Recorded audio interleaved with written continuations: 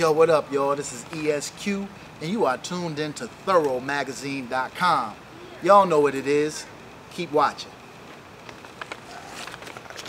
It's all mathematics, yeah. Put it together, no static. ESQ, DCG, we add it up. Yo. See, I'm the scientific, a Mayan mystic, Egyptian hieroglyphic, flipped it and folded like a spliff, twisted and rolled it, pictures exposed it, explode like the flash, with speed spoken, holding my pen, it's a gem, written, decoded, freeze them like statues, they limitations is loaded and coming at you, hitting them mentally bogus, you imitations are tattooed, these plain whack dudes swear that you're hitting but you're missing the motive, hey son, I break them down soulless, quantum Nicotis, the freshest blessing, they fessin' lessons can't hold us, down the back, I clown the black face, in fact. Yo, what up everybody, it's Willie C. Lounge Jr. with ThuroMagazine.com, man. We chilling up here in Forest Park, Illinois. We sitting up here with ESQ, one half ESQ and Chicano Mango, man, with Tress Records, man. They put out a dope album called Succession about 2 years ago that's still receiving rave reviews from people like Red Alert, you know what I'm saying, Cool Herc, you know what I'm saying, Kid Capri, man. And this is, we chopping it up with, you know what I'm saying, the mastermind behind it, man, ESQ, man. Why don't you go ahead and introduce yourself? Yeah, peace everybody. I'm ESQ, old school hip hop artist, new school pioneering icon, you know, for the underground hip hop world. You've been in this for like 20 years. You was a DJ before you know what I'm saying, started blowing and stuff like that. Right. Tell us about some of the stories you had a 20-year career within hip hop, man. I mean, man, it's been a long journey, man. Started off DJing at about the age of 16. My step pops, DJ DMC, big ups to him. He started me off on the turntables. He showed me how to mix, and from there, man, I just took to it like a fish to water. And from there, I started DJing, doing a couple house parties here and there while I was in high school. And at that time, you know, hip hop was kind of blowing up, and I was really into the hip hop scene.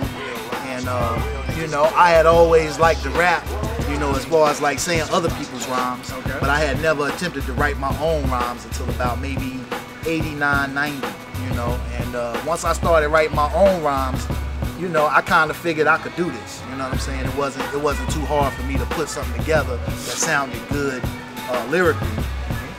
And at that time, it was more just about getting the right beats that sounded good. So eventually, you know, I started taking rhyming more serious. DJ kind of took a back seat, and I hooked up one of my partners from high school, my man Taj, and we had a group called Chairman of the Board. We was also a crew called the Swim Team.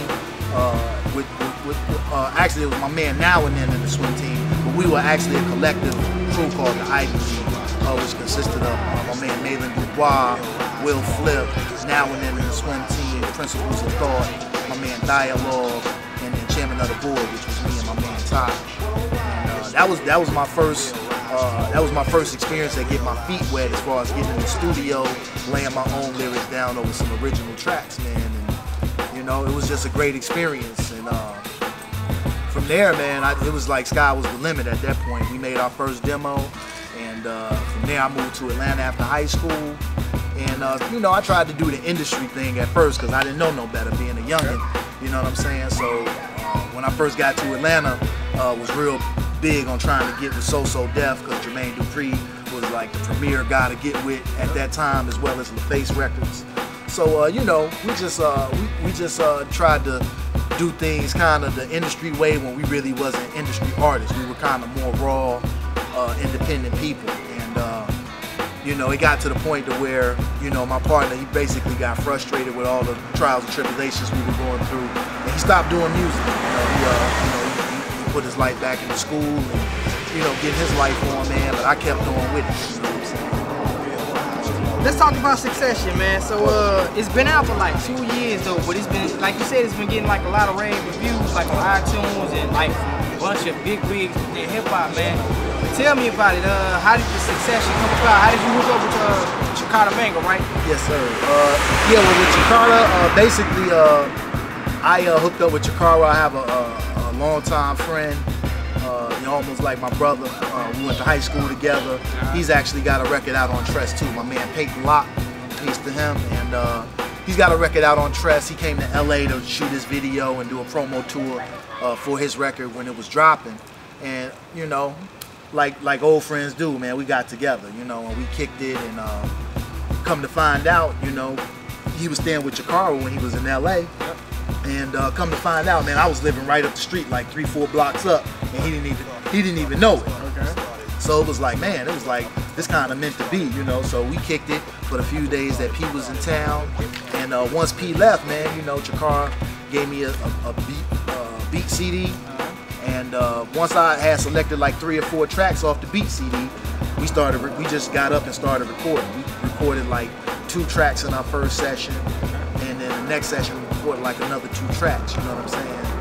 And the first 2 tracks that we ended up recording ended up being the 12-inch, which was My Intellect and All City being the flip side, and both of those are on the Succession. And like within I say 3 or 4 months, man, we had about 20 joints. And we narrowed it down to 16, man, and we got the 12-inch ready to be put out. That came out in May of 2010, and then we turned around and dropped the Succession LP in September of 2010. Okay, so what is the Succession all about? The Succession, man, it's about just what it is, the succession. You know, that's why on the cover I'm representing my Africa, just like I always represent, as well as him representing his Japan, you know, his heritage. It's the succession of our heritage. We're the successors of our grandparents, our forefathers, those who paved the way. And with him being from Japan and me being from here, you know, whoever would see that coming together that far back. So it's kind of a double meaning with the Succession. That's one meaning, being that we are the successors, and this is the succession as far as us moving on to the next. But it also had a meaning that I came up with when I created the title. It was basically us having successful sessions, you know, while recording this album. It was like every session we got up, it was like, dude, you know, we gotta make this something that's relevant to what we're doing. That's how I came up with that.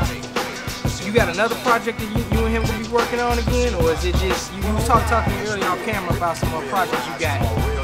Like you got a project called you just want to release on Black Friday with another group. So talk about that. Okay, yeah, Black Friday. That's gonna be an album comprised of me and a producer out of Hyde Park named DCG. He's a straight underground cat, you know.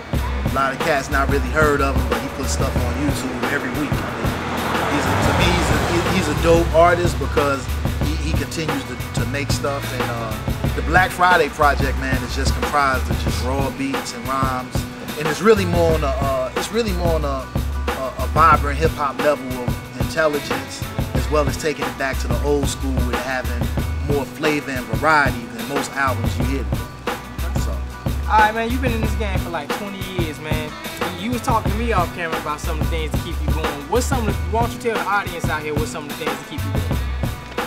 Man, basically it's the love from y'all, from the audience, from the people, you know. Without the love from the people, man, I probably wouldn't been cool, you know. But because I've always been told, you know, that I'm talented and, you know, got the gift of gab. But when you put out projects and you do shows, and people show you love and people buy your record, you know, that's the highest form of gratitude you can receive, you know, in this business, man. I don't care, you know, how big of a deal you get. You know, people out here making millions, but people don't really like you like that. You know what I mean? People don't really get to know you like that. You know, I'm more of an intimate artist. At my shows, people can come up and talk to me. I don't have 20, 30 security people around. It's just me. I roll solo. My ghetto pass is still good. I still ride the train. So, you know, I rather have that type of security and comfort, you know, as opposed to being, you know, some multi-millionaire star that just has no privacy or no type of real life, man. I'm still a regular person, man, and I enjoy that. All right, tell everybody where they can find your next project or where they can get you performing. Okay, well, currently I don't really have any shows lined up. I just did like 3 big shows. Rocked the Park Jam for WHPK Chicago. My man Tego 1-2, my man Mario Gage, peace to them. Then I rocked the Sky Zoo show, which you guys was out there and caught a little bit of the performance. And then I opened up for Dead Presidents at the Shrine with Illuminati Congo. That was a powerful show, lots of energy, lots of great connects out there. And basically, you can find the Succession on iTunes. Just look up the Succession or Tress Records, TRES Records, and You know, you'll find that plus the 12-inch plus other artists that are on Tress. And like I said, Black Friday project coming November this year, and Lesson 1, which is ESQ and the Graduate. Hopefully be dropping that project by first quarter next year. There you have it, man. Willie C. Lyles Jr. with ThuroMagazine.com, man. Shouts out to the other half of Thuro, Jay Addison, ESQ, man, Succession, man. Go out and support this man. He's doing good, positive hip-hop, man. Support the underground, always. Word. And I just want to say peace to everybody out there. My brother Mac G, my brother MKO, my cousin Muhammad, Steady Serve, DJ Etiquette, Ill Innovators, my Chicago crew, as well as you know, my whole Oak Park fam and my Forest Park fam. Chi-Town from the west side to the south side. You know how we ride. Let's keep it positive. Peace. ThuroMagazine.com. ESQ. That nigga ES quench your door, the thirst like water. Have a speaking dynamic English chillin' in the French quarters. Ladies and gents, in order specifically, I damage illiterate rappers like reading comprehension in 3 parts. My essay questions start harps, the flowing loveliness. I tear apart foes who spark ugliness. Using the same beats, show lethargicness. Don't stress or test, I aim for the head, so fuck your vest. I'm large at this minuscule rap game. I ridicule and slap lames who every hit sound like the same old shit. Sustain, thank you your honor, I prosecute rap troops who sell cause ladies jail thinking you're cute. Fuck image, lyrics is everything. Oh limit, gymnastic Elohim, I'm Lord of the Rings. Leaving hobbits hobbling, we